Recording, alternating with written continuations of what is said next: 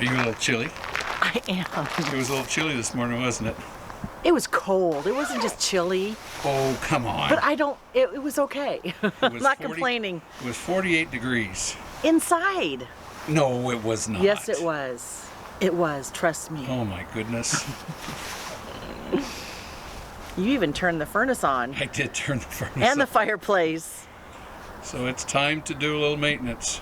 It is. It is. You want to hold the camera and direct for me?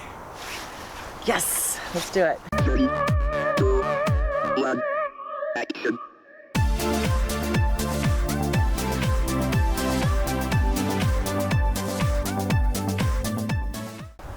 So the first thing I'm going to do is change the anode rod in the water heater. Well, I'm going to look at it and see if it needs to be changed. And I'm going to clean out the messy gunk that collects at the bottom of your hot water heater. Now the first thing you need to do is to turn on your bypass, your hot water heater bypass. That in a DRV is just a matter of a switch. In some of your rigs you may have a couple of T-fittings, ball fittings that you have to hit. So what you want to do is you want to bypass your hot water heater so that once you start draining it, the water doesn't continue to come out. So I've already hit my bypass on this, and now I'm going to loosen up this anode rod right here. And I'm probably going to get wet, so let's see what happens. Do you need a towel? No.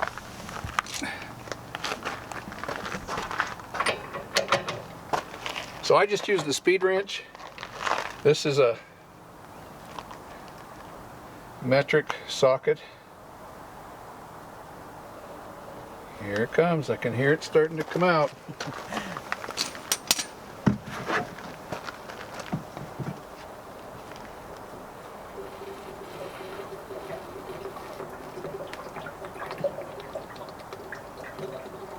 Ew. That anode rod is shot. Oh my gosh. There's my anode rod. I think it's time to replace it. That's gross. Yeah, we're going to toss that over there. So the whole idea is to drain your hot water tank. Take a look at the anode rod. As you can see, that one is pretty well gone. Fortunately, I've got another one. You can buy them on Amazon in pairs, and that's what I do. I buy them in pairs. So we're going to let this drain. Oh yeah, the other thing that I forgot to mention, before you attempt this, turn off your hot water heater, because if you don't, then you're going to have scalding hot water coming out of your water tank. So make sure you turn off the hot water heater before you do this. All right, I'm just going to lay it down here. We're going to let her drain.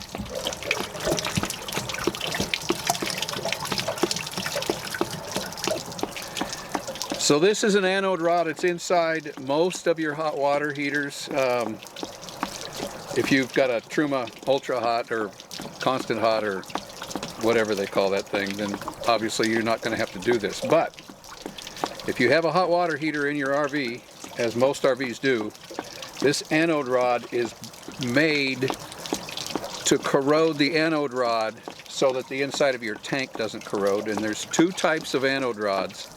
One is for an aluminum tank, one is for a steel tank. So make sure you get the right anode rod when you go to pick it up.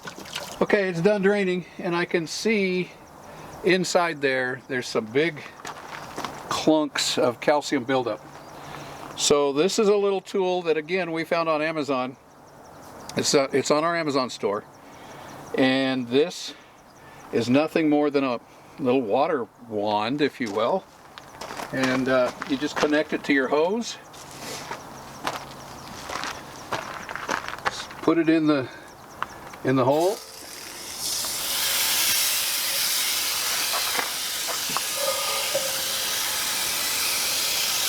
And flush out all that residue. See all that residue coming out of there from the bottom of the tank.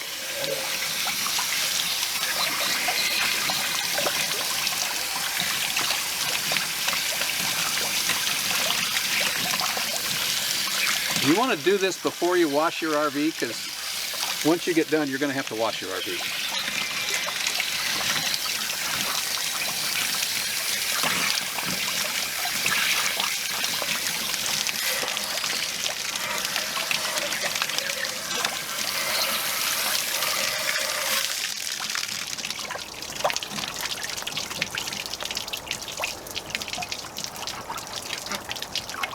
And depending on how long it's been since you've cleaned your tank will depend on how much buildup you've got in the bottom.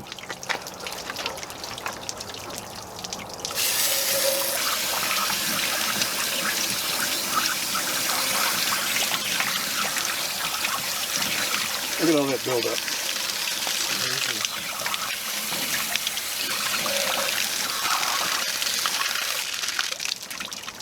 I flush this out, I don't know, 4 or 5 times until I get a clear flow coming out of it.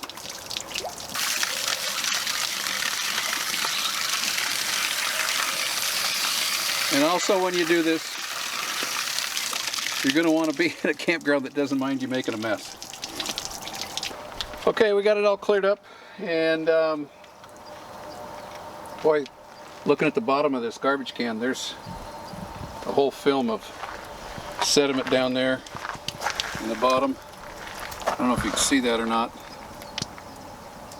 And of course we've got it all over our driveway here, our patio, so there was quite a bit of buildup inside there. I can't even imagine if you didn't have that in there, Yeah. what it would have done. So this is what a new anode rod is supposed to look like. And if it gets corroded a little bit, it doesn't have to necessarily be changed. I check mine every year, but it's got a threaded end, and then you can see the difference between the two. So I'm going to put some thread tape on this and put it back together and fill up the tank.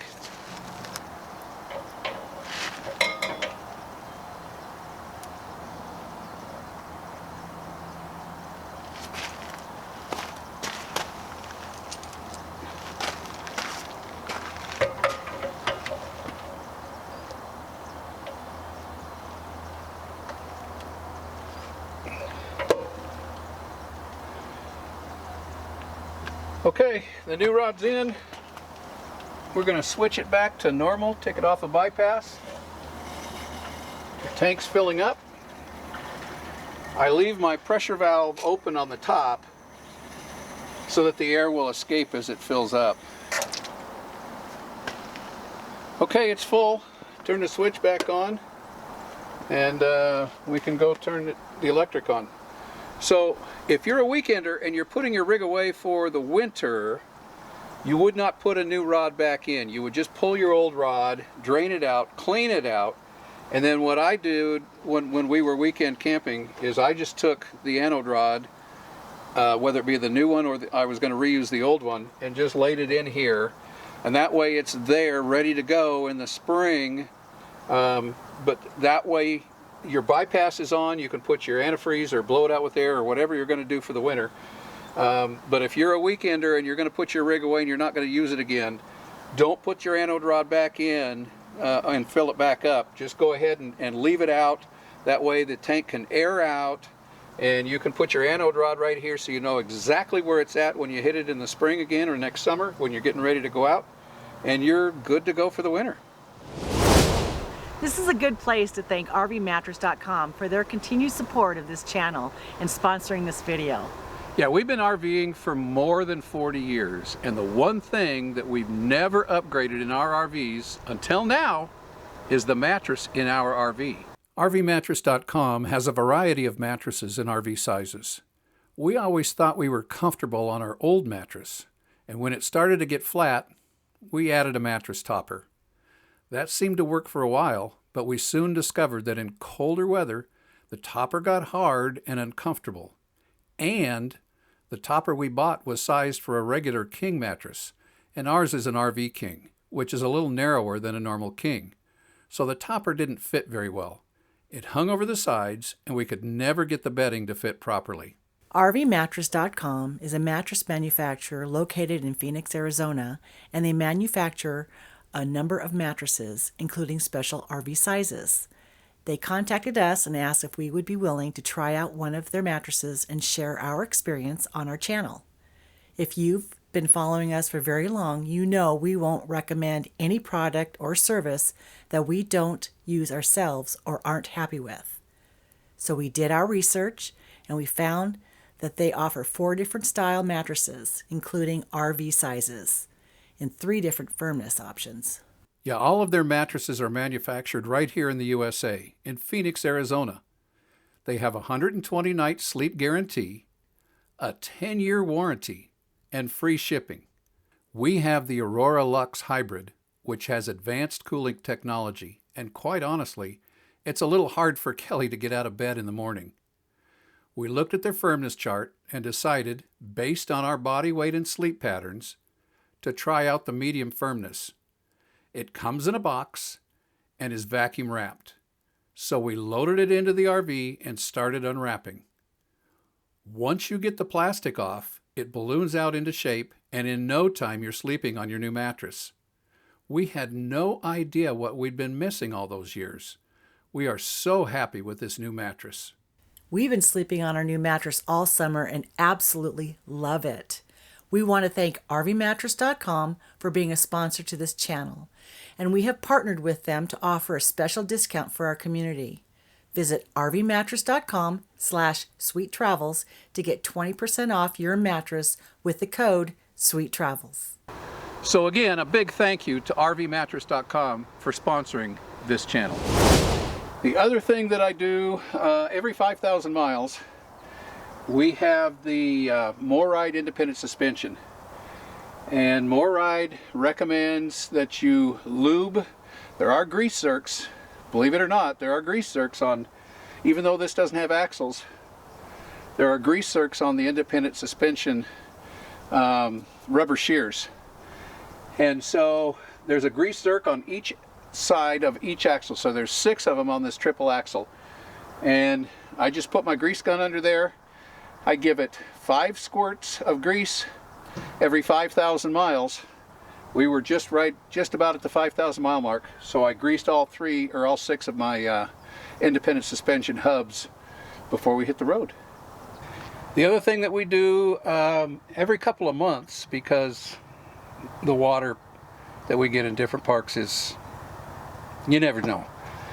Well, DRV puts in a whole house water filter, and it's one of the nice things we like about DRV is they put a whole house water filter in their rigs, and we need to change the filter every couple months. So I'm going to shut the water off, take the pressure off, and then take this out.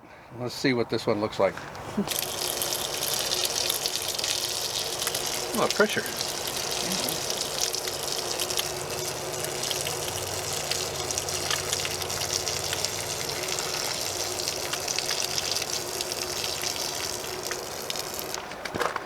So this is just like a filter that you've got in your house. You just get your wrench,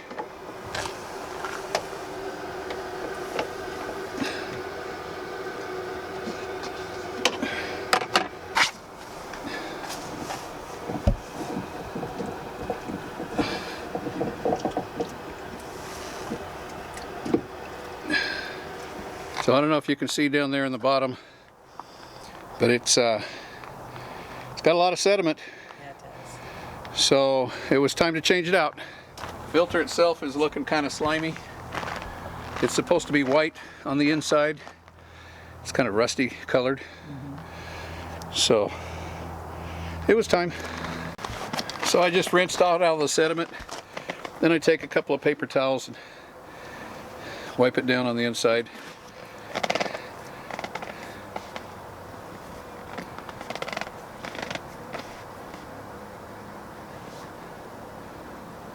Good as new. So replacing your filter with a new one, pretty simple. You just drop the new one in.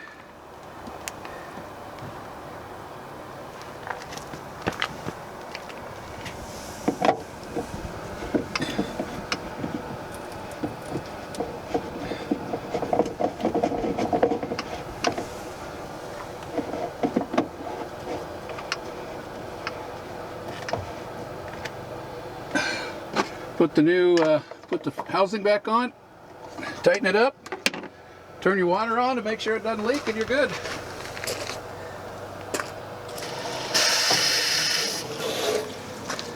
Yep, looks good. No leaks, no drips, we're good to go. So those are the major things we do before we head south. I mean, there's not a whole lot to do besides deep cleaning, you know, before we hit the road. We already did the maintenance on the truck. We had the oil change, the oil filter change, the fuel filters have been changed. The truck was lubed, it was inspected. I did have a couple of air leaks that they repaired while it was at the Freightliner shop. So that's good to go. The smart car, we need to put new brakes on the smart car. That's a whole nother story for you smart owners. If you're interested, let me know, because brakes on this were a little difficult to find, and I'll tell you about that in another video if you're interested. So we got the maintenance done on the truck, we're getting the maintenance done on the car, we just did the maintenance on the fifth wheel. About all we got to do now is wash them down, wax them down. We're about ready to hit the road. What do you think? It's coming fast. It is coming fast, Yeah. isn't it? Yeah. Fall is in the air in Montana. It was chilly this morning. It's kind of chilly right now, but it's beautiful out. Yeah. All right, so that's what we do for maintenance. Let's get on with the rest of the video.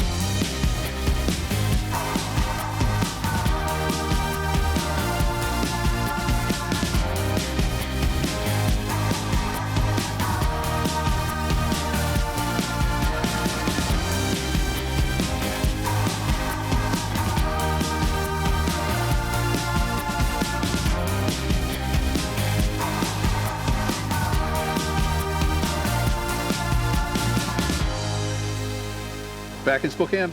Yay! We were supposed to go to our grandson's baseball game tonight, but if you can see it, the Yeah. smoke is really bad. Yeah, did you guys see the smoke on the trip over here? It was pretty thick. Yeah, and it's not any better today. Yeah. It's in the unhealthy range, but I guess that's part of living in the Northwest in the late summer, early fall. Yep, circled with fires. Yep.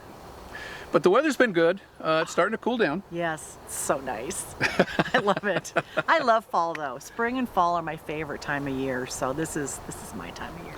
But we're back in Spokane. We had some, after our checkups with the doctor, they wanted to see us again for a couple of issues, and we're getting those done. We're okay. We're healthy. I got a root canal I got to have done. Yeah. So we, you know, if you don't know, we try to get all of our doctors and dentist stuff done before we head south. So we make our list of Yep. everything that we want to get checked before we go south. Yep. And I got the brakes on the Smart done today, so that's finished. That's right. We got a chance to go for a Can-Am ride in Montana before we left with some friends who just picked up their side-by-side. Yeah, it was fun. Kevin and Donette. Yeah, And then John followed us in his Jeep That's because he right. wanted to see the area too. And so it was fun. it was a lot of fun. And we're going to go back to Montana one more time before we leave. But right now, we're here to see the grandkids because our grandson plays fall baseball. Our granddaughter plays fall soccer. Yeah. hopefully the weather will improve enough for them to get out and do their thing. But Yeah. we're planning our trip south. And it's we're looking at maybe going down through central Utah on our way south this year. Yeah, something different. Yeah, something to Spice play with it the up a little Can-Am. bit. And we're getting our Christmas shopping done while we're here. We're getting pretty close. We are getting pretty close. I'm pretty impressed. So a lot of our relatives live here in the Pacific Northwest. So we like to get our Christmas shopping done, finished here, so we don't have to ship presents. So we So don't have to think about it anymore. yeah, so we just wrap it and leave it here with our daughter, and then she disperses them around the holidays. So we're getting there. We got a little bit of time left here in Spokane, and then we're going to head back to Montana for another short trip because we got a couple of projects we want to complete on our place there in Montana. Then we're going to come back and say our final goodbyes before we head south. Yeah. I'm Okay. sad. We'll talk about grandparents and grandkids on the road in another video coming up. All right, so we're going to wrap this one up from back in Spokane. It all starts with an idea. Thanks for coming along. Get that maintenance done on your RV, guys, before winter hits and get it put away. We'll talk to you next week. Bye. Bye-bye.